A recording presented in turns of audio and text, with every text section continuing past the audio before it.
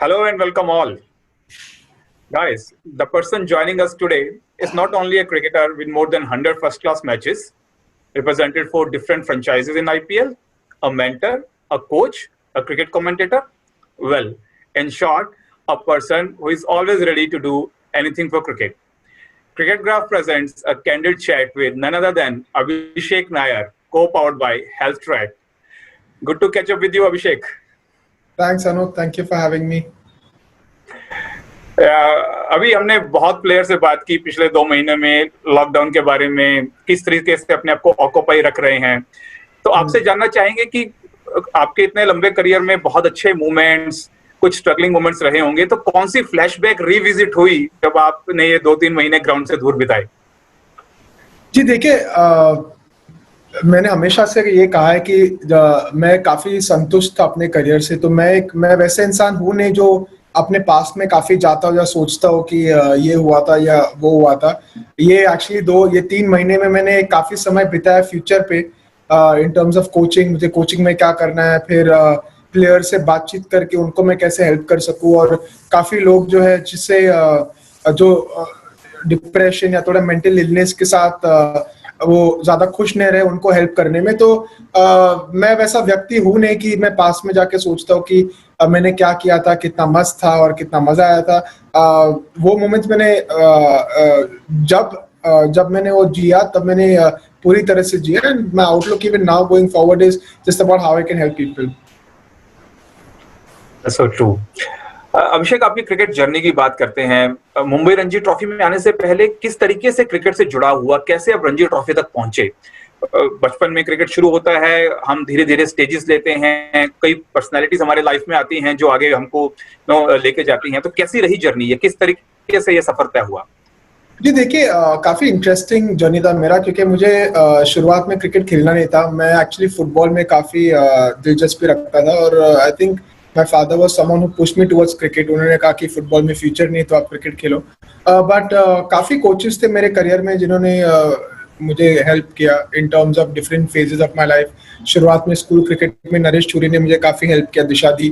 वो जो हम अक्सर कहते हैं बेस एक क्रिकेट का बनाया। उसके बाद प्रवीण आमरे थे, चंदू सर थे जिन्होंने काफी हेल्प किया मुझे। उसके बाद दिनेश नानावटी थे, किंजल सूरत वाला थे।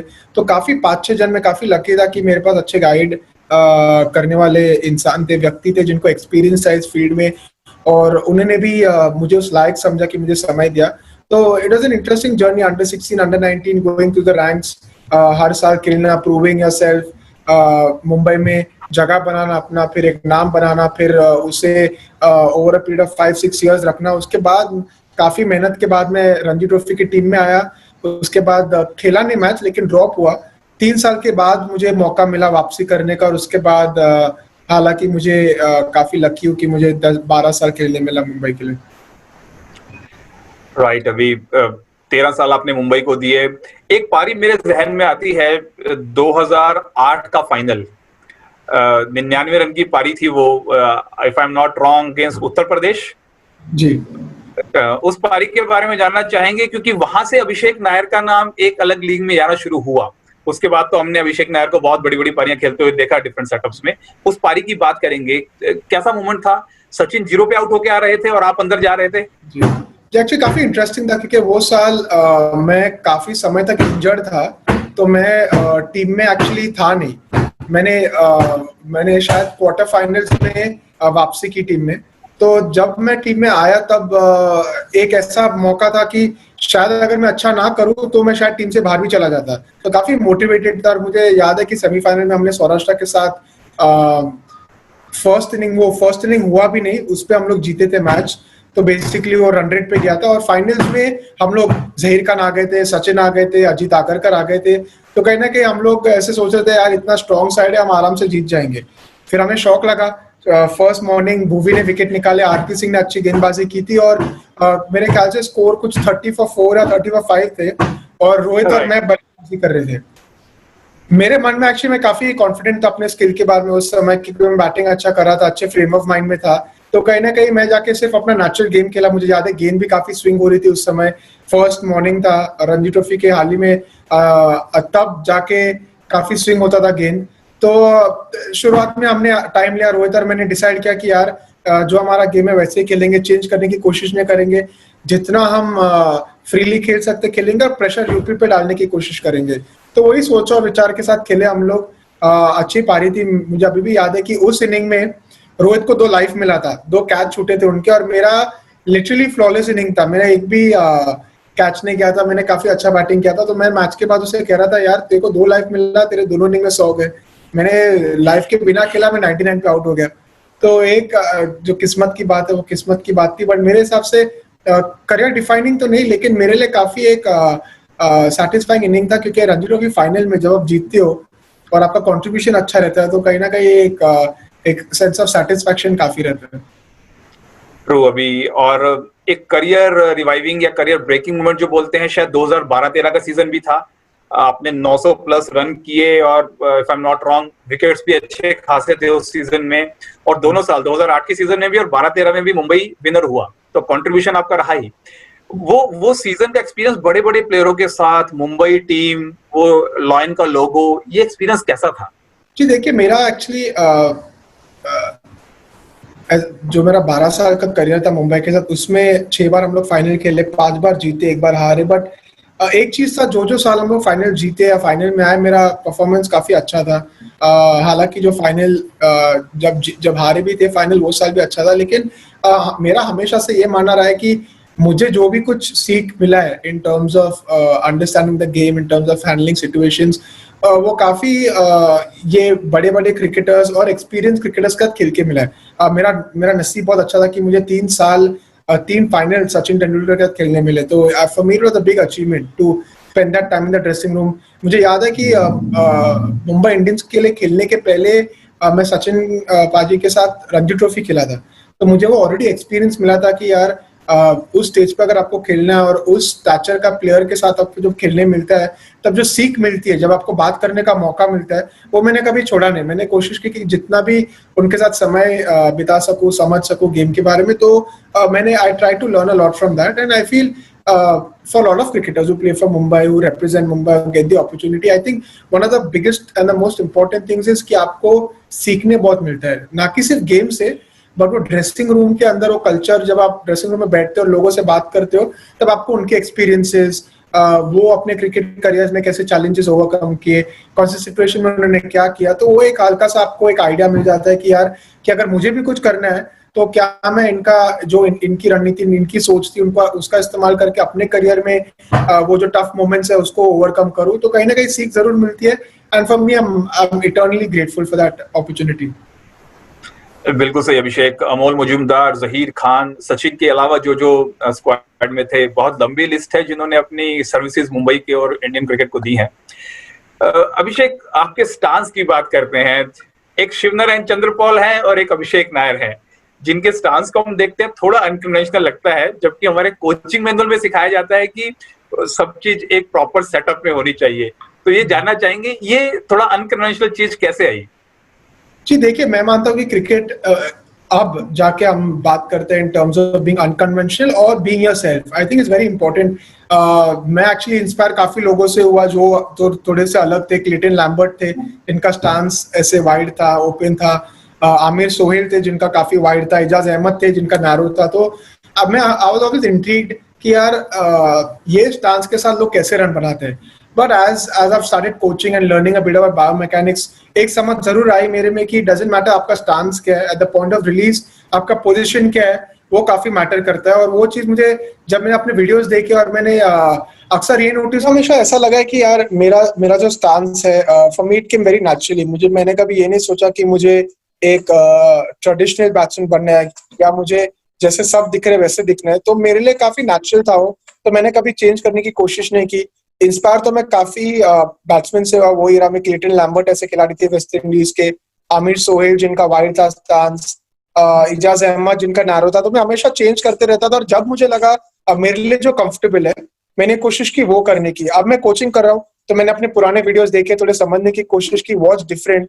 और मुझे थ्रू कोचिंग ये समझ में आया कि इट डजंट मैटर आपका स्टांस क्या हो, at the point of release आपका पोजीशन क्या है, वो काफी मायने रखते हैं। और वो मुझे सीखने मिला कि जब मैंने अपने वीडियोस देखे कि पॉइंट ऑफ रिलीज मेरा position more often than not काफी सही था, तो which is why swing bowling में अच्छा खेलता था, टफ कंडीशन में मैं खेल पाता था।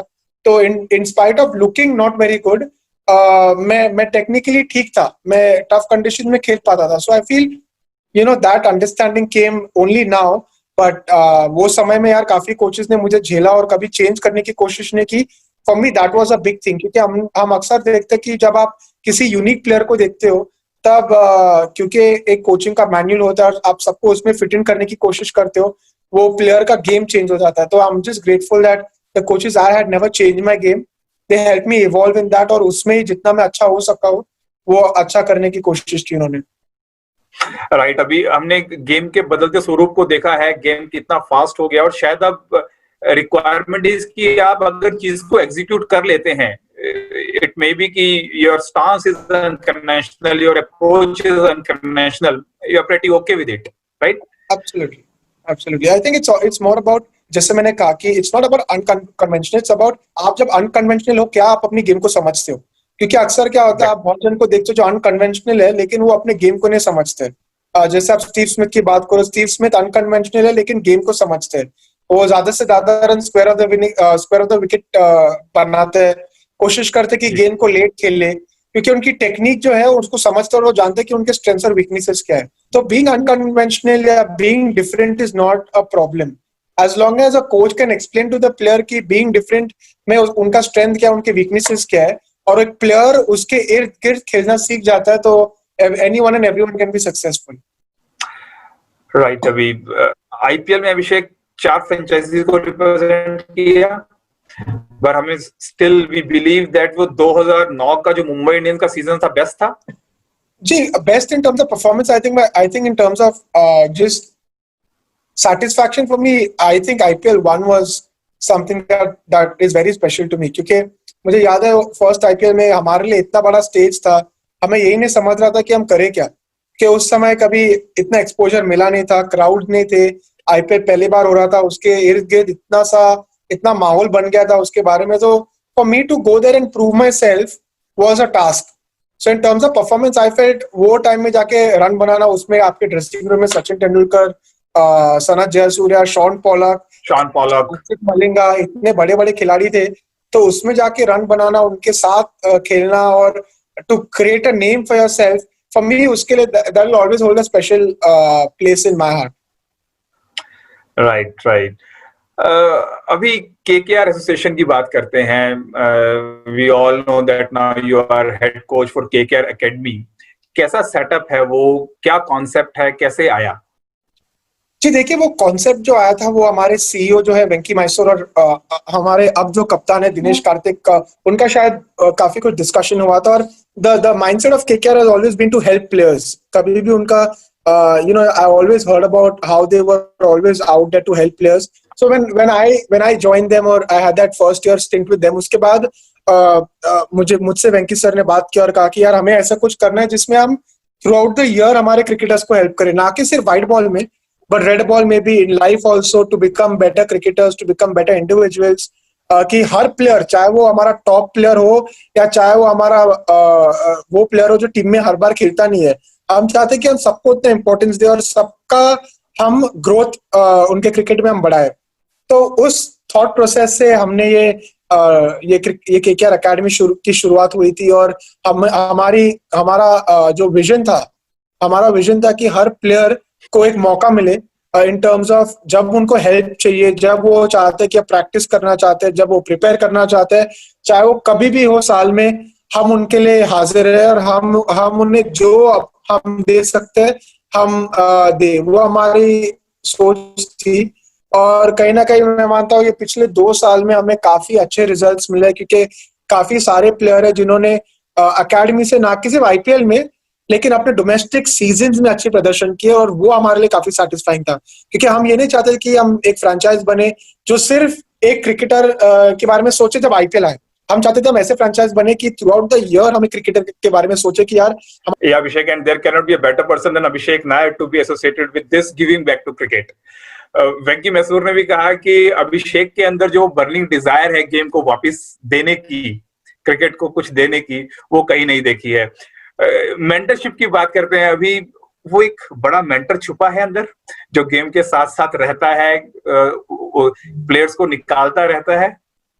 जी देखिए, फॉर मी आई थिंक जैसा आपने कहा giving back to the game, my journey to becoming a coach और अ मेंटोर, कभी भी मेरी सोच ये नहीं थी I want to give back to the game. I think no one can ever give back to the game. I think being a mentor, when I say when I prefer the term helping someone, जब मुझे एक मौका मिलता है किसी को help करने का, I think for me the biggest and it's a selfish motto, because मुझे जो सेटिस्फैक्शन मिलता है किसी को हेल्प करने में, I think there is nothing greater than that.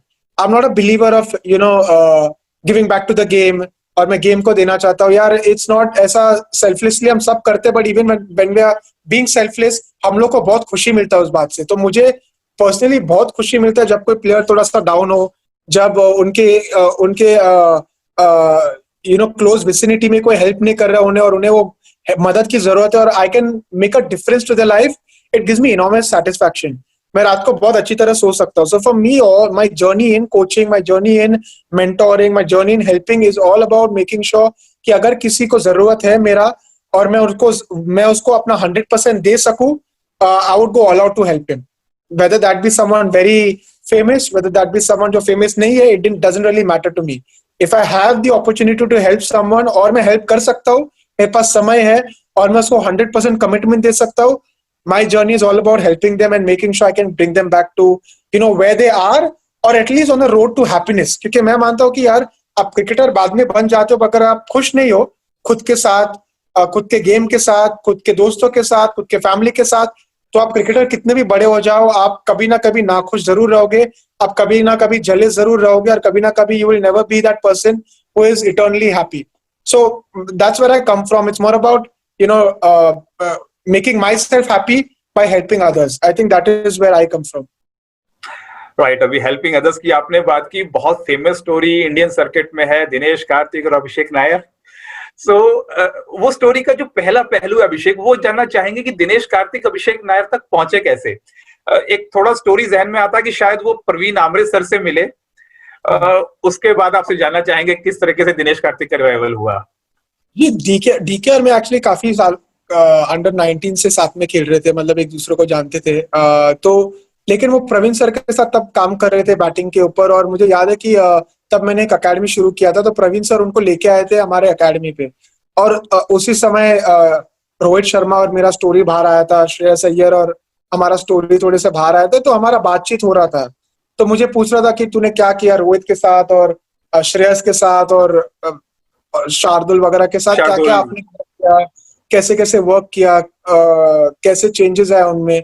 तो उसी के दौरान हम लोग हमारा बात शुरू हुआ. उसके ऊपर ही काम किया होगा, किस तरीके से रिवाइव किया होगा, राइट? जी देखिए, मैं हमेशा से ये मानता हूँ कि पहले किसी को हेल्प करने के पहले ये समझना बहुत इंपॉर्टेंट है कि आप किस चीज को एड्रेस कर रहे हो. उनका स्किल को एड्रेस कर रहे हो, या उनके मेंटल साइड को एड्रेस कर रहे हो, बिहेवियर पैटर्न्स को एड्रेस कर रहे हो, क्या एड्रेस कर रहे हो. तो मेरे हिसाब से जब मैंने पहले हमने डीके से बातचीत की और मैंने उनको समझने की कोशिश की, मुझे ऐसा लगा कि यार उनको एक कॉम्बिनेशन चाहिए, स्किल का भी और इन टर्म्स ऑफ उनका मेंटल मेकअप के बारे में भी. और दूसरा चीज मुझे ऐसा लगा कि डीके को इतने साल खेलने के बावजूद he didn't understand this game. अपने गेम की समझ उनमें इतनी थी नहीं, वो नहीं जानते थे कि डीके का फॉर्मूला की तरफ. हाँ, मैंने बहुत कुछ इन terms of behavioural pattern change किया उनका, और काफी कुछ हमने कोशिश की इन terms of making him a better human being and a happier person. वो एक जर्नी जरूर थी, लेकिन साथ में मैं मानता हूँ कि एक काफी इंपॉर्टेंट जो एस्पेक्ट था वो था आइडेंटिफाइंग हिज गेम, आइडेंटिफाइंग उसके गेम में इंप्रूवमेंट्स कहाँ होना है, और उनके गेम में इंप्रूवमेंट्स करने के लिए हमें क्या करना है. तो एक बार मैंने वो परख लिया था और समझ लिया था. Then we went on to the process of understanding कि यार उसके गेम में वो लेके आने के लिए उनके लाइफस्टाइल में क्या चेंजेस करना पड़ेगा, उनके लाइफस्टाइल में ऐसा क्या करना पड़ेगा that will also carry forward to his game. क्योंकि अक्सर क्या होता है कि हमारे जो हैबिट्स आउटसाइड द गेम है वो गेम में भी चले जाते हैं, हम कैरी फॉरवर्ड करते हैं. So we have to do a lot of different things in terms of understanding यार इसके कंफर्ट जोन क्या है, इसको अपने कंफर्ट जोन से कैसे बाहर निकालते हैं. हर इंसान का कंफर्ट जोन काफी अलग रहता है, हर इंसान के लाइक्स और डिसलाइक्स काफी अलग होते हैं. तो वो समझना, उसको हल्का से टिंकर करना, वो पैटर्न जैसे मैं हमेशा कहता हूँ लाइफ में हम पैटर्न बना देते हैं एक, वो पैटर्न को चेंज करना, वो पैटर्न को रीडेवलप करना ओवर एंड ओवर अगेन, वो काफी इंपॉर्टेंट चीज है। तो वो हमने काफी कुछ किया और it took a long time, you know I don't want to get into the details of psychologically हमने क्या किया, मेंटली क्या चेंजेस किया, but it's a long and tedious process और it's not something that happens overnight. You know, it starts with getting trust, making sure DK trusts you, and then building it from there. Yeah, we went at the end of the day. We all could see that elevated graph of DK after that period. जानना चाहेंगे अभी अब किस player के साथ काम कर रहे हैं जिससे मालूम पड़ सके फ्यूचर में कौन सा प्लेयर सुपरस्टार बनने वाला है?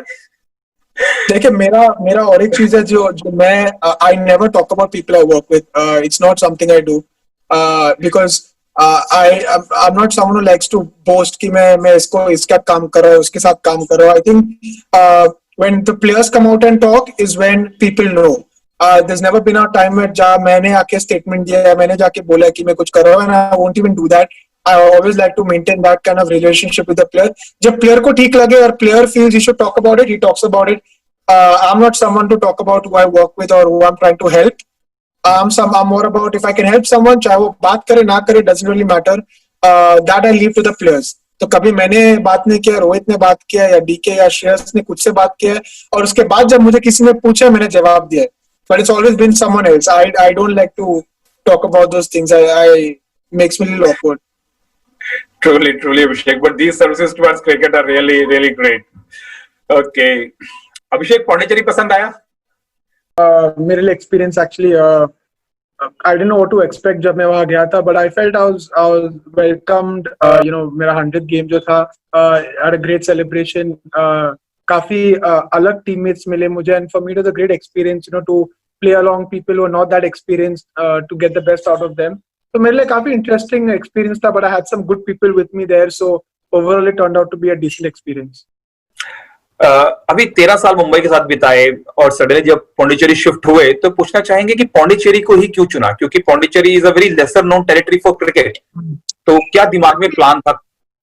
एक्चुअली इंटरेस्टिंग था क्योंकि वो साल मुझे याद है चंदू सर से मेरा बात हुआ था और चंदू सर ने बोला था, मुझे कह रहे थे कि विदर्भ आ जाना और कोशिश कर यहाँ खेलने के लिए.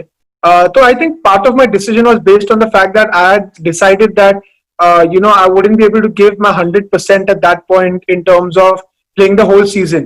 मैंने डिसाइड किया था कि मैं रणजी ट्रॉफी खेलूंगा और T20s बिल्कुल नहीं खेलूंगा. So I didn't want to go to a state where I wouldn't be able to play everything. And वो पौंडीचेरी के साथ मेरा पहले डिस्कशन हुआ था कि I would help them set up first class cricket, get a good coaching staff in. So you know, I was trying to help them set you know, Pondicherry cricket. So for me, मेरा mindset ऐसा था यार कि मैं जा रहा हूँ किधर, at more to do than just a player. I already played for so many years. I wasn't aspiring to play for India. I already started coaching. मैं KKR के साथ already coach बन चुका था. Commentary का career मेरा शुरू हो गया था. तो कहीं ना कहीं I was in that, मैं वो zone में था कि मुझे अपना 100th first class game खेलना है. And I didn't want to play a whole season if it wasn't necessary. तो मेरा सोच ये था, मैंने पहले ही बोला था उनको कि अगर हम लोग qualify नहीं हो रहे for any reason, तो मैं उसके बाद रणजी ट्रॉफी नहीं खेलूंगा, which is why I didn't play a full season.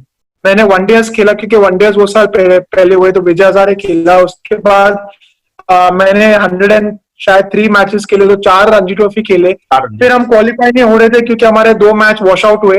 तो मैंने उन्हें कहा कि यार आप किसी यंगस्टर को मौका दीजिए, उनको खेलने दीजिए, क्योंकि मैं खेलूंगा, एक नया स्टेट है, उससे अच्छा जब वो खेलेंगे आप एज अ स्टेट ग्रो होंगे. तो I feel that was my mindset. तो if I went to a bigger state, किसी का जगह खा लेता. और my mindset was always if I play this sport, I don't want to take the spot of a youngster. You know, I don't want to take a spot of a guy who's aspiring to play for the country or to earn a living or to make a name. I don't want to take his spot. So वो clarity था मेरे में. So which is why I felt Pondicherry fit the bill. Okay, अभी आपके career की बात करते हैं. इंडिया खेलने का मौका मिला, बहुत बड़ा मोमेंट रहा होगा डेफिनेटली. कैसा मोमेंट था वो? क्या किस तरह का इमोशन आया? एक्चुअली वो उस समय में अभी सोचता हूँ तो वैसा लगता है यार कितना लकी था मैं. लेकिन वो उस समय मुझे ऐसा लग रहा था क्योंकि मेरे परफॉर्मेंसेस इतने अच्छे थे कि somewhere I deserved it. So when I got there I was actually more motivated कि मुझे ऐसा था यार कि मुझे उधर जाके अच्छा करना है, अपने आप को प्रूव करना है, टीम में जगह बनाना है. But there was a sense of relief also क्योंकि एज ए यंगस्टर यार मैंने कभी एक्चुअली सोचा नहीं था कि मैं इंडिया खेलूंगा। अभी बहुत सारे लोग सोचते हैं कि मैं इंडिया खेलूंगा, मुझे नहीं लगा कि यार, क्योंकि अक्सर मुझे लोग कहते थे जैसा मैं बैटिंग करता था मेरा स्टांस था, किसी ने ऐसा कभी उतना विश्वास दिखाया नहीं में कि यार मैं इंडिया खेल लूं, तू इंडिया खेलेगा या तू ये पाएगा लाइफ में या वो पाएगा, वो कभी था नहीं। I was always more of that struggler, back bencher who had to push to make a claim in any team.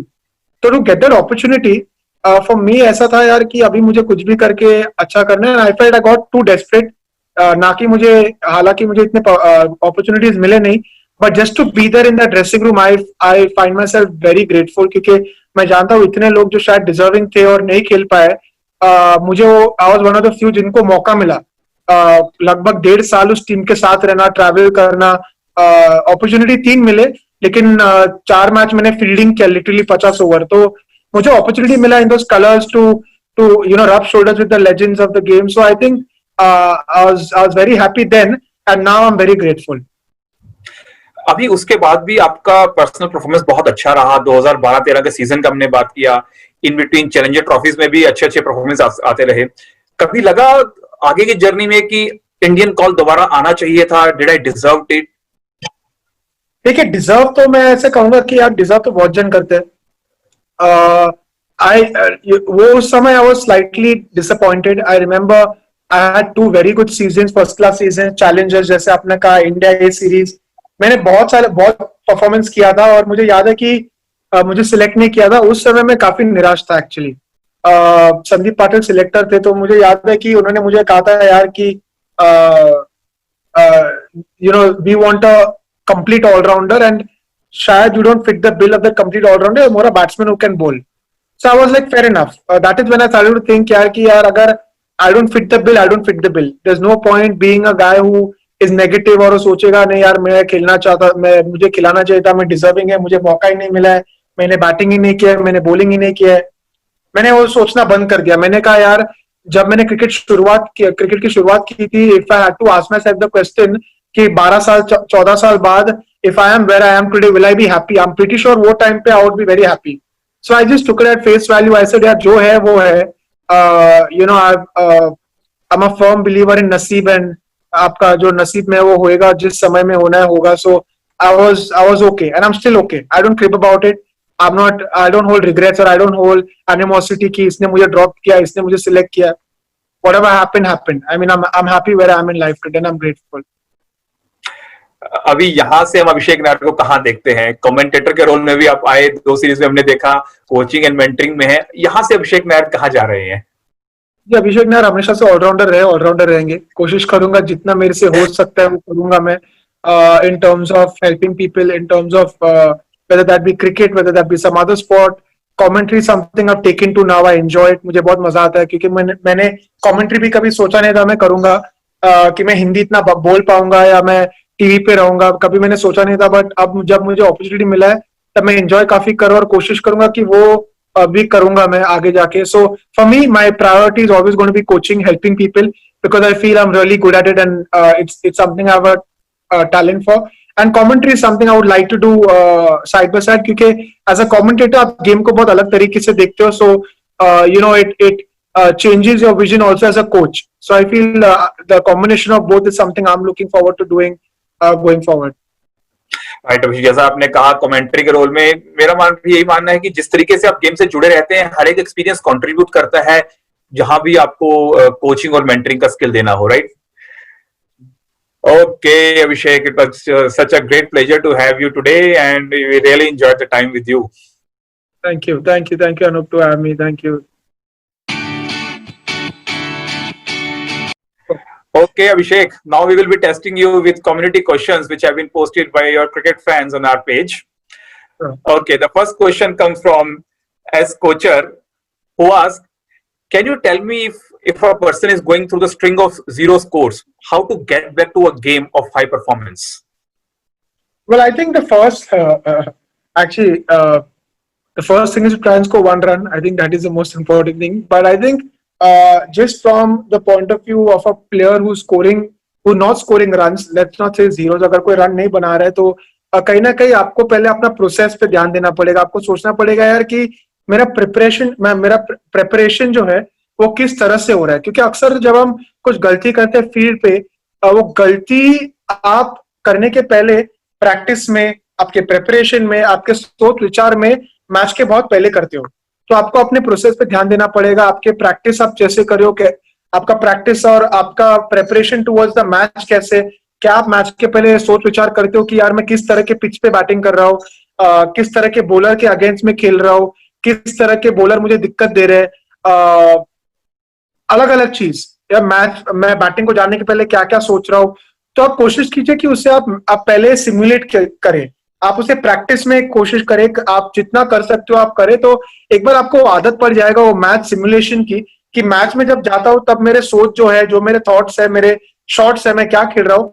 अगर आप एक दिन पहले या 3-4 दिन पहले आपको कोशिश करो कि नेट में करो, तो कहीं ना कहीं मैं मानता हूँ over a period of time you will find success, but you have to be patient. There is no shortcut. आप ऐसा नहीं कि आप गोली खाओगे आप रन बनाओगे, but it's more about changing habits outside of the game which will help you become better at the game. तो आप मैच पे जाके आप बोलोगे आज मैं रन बनाने वाला हूँ, नहीं होगा। मैच के पहले आप 5-6 दिन, 1 हफ्ता, 2 हफ्ता क्या कर रहे हो, उसके ऊपर काफी निर्भर करेगा कि आप मैच में कैसे प्रदर्शन करते हो। So make sure your process is good and your preparation is good. लेकिन अभी कभी कभी होता है हम प्रिपरेशन अच्छी करके जाते हैं, हमारा माइंडसेट पॉजिटिव होता है, लेकिन फील्ड में उतरने के बाद सिचुएशन एकदम एडवर्स निकलती है, शायद पिच अलग तरीके से बिहेव करता है, आप अपने स्ट्राइड में नहीं होते हैं। ऐसे वक्त पर क्या करना चाहिए? थोड़ी नर्वसनेस आती है? जी देखिए, nervousness is part of the game. I think if you are playing a sport, you are playing a sport, getting used to the nervousness is very important. I think जैसे आपने कहा कि काफी समय होता है कि आप प्रिपेयर करते हो, लेकिन आपको जो रिजल्ट, डिजायर्ड रिजल्ट है, आपको मिलता नहीं है। But it's important once you believe in a process to keep believing in the process. अक्सर हम क्या करते हैं, जैसे हमें रिजल्ट नहीं मिला हम प्रोसेस चेंज करते हैं, हम और कुछ कोशिश करते हैं, और वो कोशिश के चक्कर में आपका जो ओरिजिनलिटी है आपको भूल जाते हो, क्योंकि आप ट्राई इतना कुछ करते हो कि आपको समझता नहीं कि अभी मेरे लिए काम क्या करेगा। So once you decide a process, at least give it a month, कि आप कोशिश करते रहो कि आप वही चीज कर रहे हो, at some point you will get the result. In case you don't get the result, और in any case you feel कि यार वो नर्वसनेस जाने रही है मेरे से, मैं अभी भी डर रहा हूँ। I think in life it's very one thing is very important, that is to accept pressure. हम लोग क्या करते हैं, हम अक्सर करते हैं कि हमें प्रेशर नहीं चाहिए, प्रेशर नहीं होना चाहिए, खुल के खेलना चाहिए। But the first thing to overcoming something is to accept it. आप पहले एक्सेप्ट कीजिए कि यार मैं जीरो कर रहा हूँ, जीरो मेरे से हो रहा है और मैं रन नहीं बना पा रहे हो। एक बार आपने वो एक्सेप्ट कर लिया और आप उससे झगड़ नहीं रहे हो, आप एक्सक्यूजेस नहीं बना रहे हो, आप ये नहीं बना रहे हो कि पिच खराब था, कि प्रेशर था, मुझे कुछ कह रहा है। आपने एक बार ऑनेस्टली खुद से बैठ के डिस्कस किया कि यार मैं ये जीरो क्यों बना रहा हूँ, ये रन मेरे से क्यों नहीं हो रहा है, मेरा प्रेपरेशन कैसे हो रहा है। ऑनेस्ट योर सेल्फ, आपको अच्छे जवाब मिलेंगे, आपको ऑनेस्ट जवाब मिलेंगे, then you will be able to make a difference. अक्सर हम क्या करते हैं, हम खुद को काफी बेवकूफ बनाते हैं, क्योंकि हम दुनिया को वो कहते हैं जो दुनिया सुनना चाहती है, और जिससे वो हमें बहुत बड़ा समझती है, और हम खुद को भी ऐसे ऐसे कहते हैं। So we are not honest with ourselves, तो जो आपको सोल्यूशन चाहिए वो मिलता नहीं है। So that is a important part of this. So true Ruhi. अभी कृष्णा एथीस जानना चाहते हैं आपकी अपनी एकेडमी के बारे में। I believe it's in Wilson college. So I had that. It started a couple of years ago, I think in 2013 or 14. But I don't run it anymore because now I'm committed to KKR. So I don't have an academy. I started that for underprivileged kids. The idea was कि यार जितने भी ऐसे लोग हैं जो गरीब है और can't afford good coaching, तो हम कोशिश कर रहे थे उन्हें वो स्टैंडर्ड ऑफ कोचिंग दे जो एक फर्स्ट क्लास क्रिकेटर को मिलेगा या एक बहुत अच्छे अकेडमी में मिलेगा। So that was our thought process. But abhi, because I'm committed to so many things, like I said, I don't do things half-hearted. So right now we don't have an academy. I don't really go to a place to coach. हमारे पास काफी थोड़े underprivileged बच्चे हैं जिन्हें हम help करते हैं, या क्लब क्रिकेटर्स हैं जिन्हें हम हेल्प करते हैं जब समय मिलता है। But that is also not like a regular thing जो पूरा साल चलता है. It just happens whenever we have time, we are here. We try and help whoever we can. Okay, अभी मिस्टर अमेजिंग पूछते हैं कि केकेआर एकेडमी में गिल के साथ, शुभमन गिल के साथ काम करने का एक्सपीरियंस कैसा रहा है? जी देखिए, हर प्लेयर के साथ एक्सपीरियंस अच्छा था, लेकिन शुभमन के लिए, मेरे लिए एक्चुअली काफी एक रेवोल्यूशन था मेरे दिमाग में, क्योंकि पहले जब मैंने शुभमन से बात की थी और समझा उन्हें, तब मुझे ये पता चला यार शुभमन के पीछे कोई बड़ा कोच नहीं है, शुभमन के पीछे उनके पिताजी है। क्योंकि जो भी शुभमन गिल आज बने हैं वो उनके पिताजी के कोचिंग और हार्डवर्क की वजह से बने। तो the first thing I got to wanted to do was meet his father. तो मैंने शुभमन के साथ उनके पिताजी को मुंबई बुलाया, उनके साथ 4 दिन बिताया, समझा कि शुभमन गिल द क्रिकेटर कैसे बने. शुभमन गिल ने बचपन 4 तरह से उन्हें प्रिपेयर किया. And for me it was a great learning कि यार you may not necessarily be the most educated coach, या पर अगर आप पैशनेट हो किसी प्लेयर के बारे में and if you love someone and give them unconditional love and support, कोई भी बड़ा क्रिकेटर बन सकता है. And for me that was a great learning in Shubman Gill, because दोस्त पास टैलेंट है, पर उनका कोच उनके पिताजी है, जिनको जो कभी क्रिकेट ज्यादा खेले नहीं है, जो क्रिकेट को ज्यादा इन टर्म्स ऑफ पढ़ाई लिखाई किया नहीं है, but he understands the game so very well. So for me I understood a lot of good things about Shubman, उनके मैनरिज्म्स, वो कैसे खुद को संभालते हैं, you know his respect towards the game, his respect towards the process of the game, hard working. So for me, मेरे मन में एक पिक्चर बना था कि Shubman Gill is the next big thing, and I still believe that he is someone who can hold and take Indian cricket on his shoulders for at least 10 years. मैं मानता हूँ कि उनमें उतनी कैपेबिलिटी है, उन्हें जब मौका मिलेगा वो जरूर वो मौके का पूरा फायदा उठाएंगे. But he is someone who can, you know, literally fly, make sure that the Indian flag, you know, stays right up there with international cricket. Right, Abhi. It was wonderful listening to your answers of the community section. Once again, thanks a lot, Abhishek, for your time, and it was such a pleasure this afternoon. Thanks, buddy. Thank you. Okay, Abhishek. Now we are done with the interview part. One is your bill for the US trip is paid back to Dinesh Karthik or not? So that never happens. So that's typical DK, but obviously that will never happen. So, because we don't work in cash or this, it's just about that one moment. लेकिन उसके बाद अभी थोड़ा अक्लमंद हो गया हूँ मैं, तो मैं पहले समझ लेता हूँ कुछ करने के पहले क्या करना. We did knew that, but actually today morning I was reading about you, of course, so I got that little anecdote. So I didn't want it to be that part of the script anyhow. I just thought on a lighter side. Good, Abhi. It was such a wonderful time. Yeah, good to catch up with you. Take care. Thanks, man.